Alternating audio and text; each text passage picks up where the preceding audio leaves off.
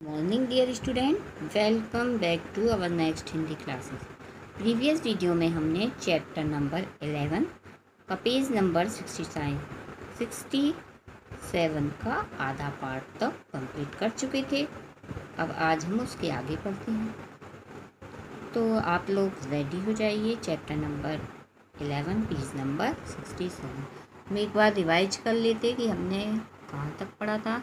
तो हमने पढ़ा था कि श्रावणी आई जब तो छत्राणियों ने जो मेवाड़ के भाई थे उनको राखी दी और कहा कि छत्राणियों की राखी सस्ती नहीं होती, आपको इस राखी का बलिदान देना पड़ेगा।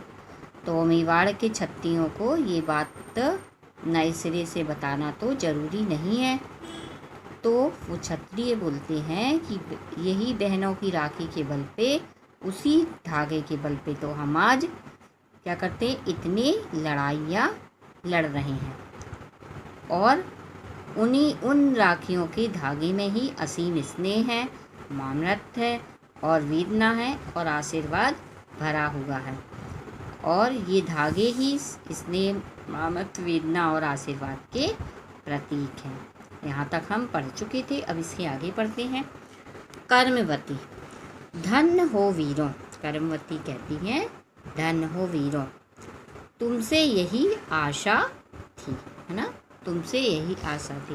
अब कर्मवती बेटा कौन है? कर्मवती है महाराणा सांगा की पत्नी, है ना। महाराणा सांगा का क्या हो गए हैं? शहीद हो गए हैं, क्योंकि उन्होंने मोहम्मद गौरी और पृथ्वीराज चौहान की लड़ाई में पृथ्वीराज चौहान का साथ दिया था और वो शहीद हो गए। तो उन्हीं की पत्नी कौन है? कर्मवती। तो कर्मवती अब कहती है, धन हो वीरों, वीरों यानी भाइयों, तुमसे यही आशा थी, है ना। अच्छा, आओ राखी की इस मर्यादा में बनकर प्रतिज्ञा करो कि प्राण रहते मेवाड़ की पताका को झुकने नहीं देंगे, है ना। हमेशा यानी लहराती रहेगी मेवाड़ की पताका। सब यही होगा माँ, यही होगा। सभी कहते हैं यही होगा माँ, यही होगा। कर्मवती, मेवाड़ के सपूतों यानी पुत्रों, मेवाड़ का अभिमान तुम ही हो, तुम अभिमान गर्व हो यानी मेवाड़ का। तुम्हारी कीर्ति अमर रहे, तुम्हारा नाम अमर रहे। जाओ, रणभूमि तुम्हारी प्रतीक्षा कर रही है। क्षत्रियों का अभिवादन करके प्रस्थान करो, ठीक है।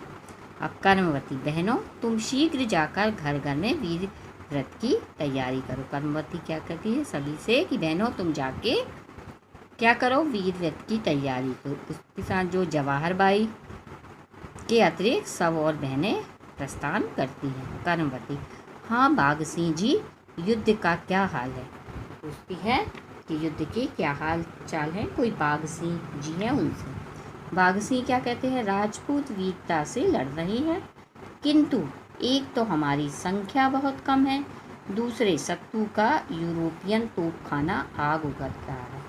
यूरोपियन उनके पास तोप है, वो क्या कर रहा है, उसमें से यानी गोली बरस रही है, आग की। इसका मुकाबला तलवारों से तो हो नहीं सकता। हमें मरना है, हम हंसते हंसते मरेंगे और बहुतों को मार कर मरेंगे, पर दुख है तो यही कि मेवाड़ के मान की रक्षा ना कर पाए। बोले हम तो यानी उनके पास बहुत ज़्यादा तोप है तो वो आग उगल रही हैं, परंतु तलवार से तो हम उनका मुकाबला नहीं कर सकते, परंतु हम मरेंगे, किंतु और हंसते हंसते मरेंगे और बहुत सारे लोगों को लेकर मरेंगे, किंतु हमको ये बात का दुख रहेगा कि हम मेवाड़ की रक्षा नहीं कर पाए। तो कर्मवती क्या कहती हैं? बड़ा कठिन प्रसंग है, इस समय मेरे स्वामी नहीं हैं, उनके रहते मेवाड़ की ओर आँख उठाने का किसमें साहस था। ये क्या बोलती है कि मेरे यानी पतिदेव का स्वर्गवास हो गया, नहीं तो वो रहते तो कोई यानी मेवाड़ की तरफ देखता भी नहीं। साहस किसी का भी इतना नहीं था।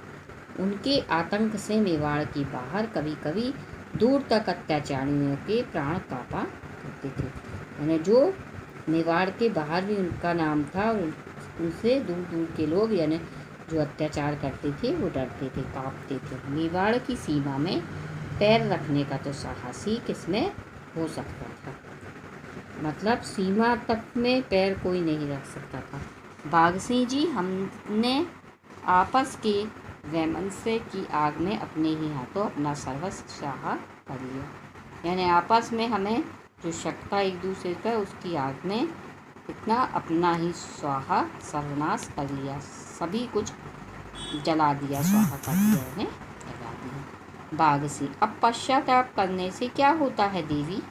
अब तो हमें मार्ग बताइए। ऐसे प्रसंगों पर विवेक अनुशासन के चरणों में हो जाते, यानी ऐसी बातें हैं जो उससे अनुशासन, विवेक अनुशासन के चरणों में, यदि बुद्धि से यदि काम लो तो हम अनुशासन भी किसके के चरणों में झुक जाएंगे। कर्मवती, मुझे एक उपाय सूझा है। क्या बोलती वो? मुझे एक उपाय सूझा, यानी इसका तरीका सूझा है। ठीक है, आज के इस वीडियो में इतना ही। नेक्स्ट वीडियो में हम आपसे फिर मिलेंगे। तब तक के लिए टेक केयर। आप रीडिंग करिएगा और अपनी CW कॉपी कंप्लीट करिएगा।